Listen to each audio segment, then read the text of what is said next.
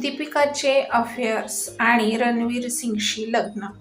लव आजकल सिनेमापूर्वी दीपिकाने 2008 मध्ये बचना ए हसीनो या सिनेमात प्रमुख भूमिका साकारली होती. या चित्रपटाच्या शूटिंग दरम्यान रणबीर आणि दीपिका एकत्र आले होते.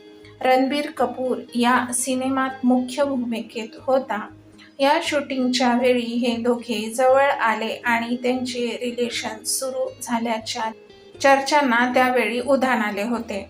माध्यमांमध्येही या दोघांच्या नात्याबद्दल चर्चा सुरू झाल्या होत्या. दीपिकाने या नात्याला सगळ्यांसमोर स्वीकारले देखील होते.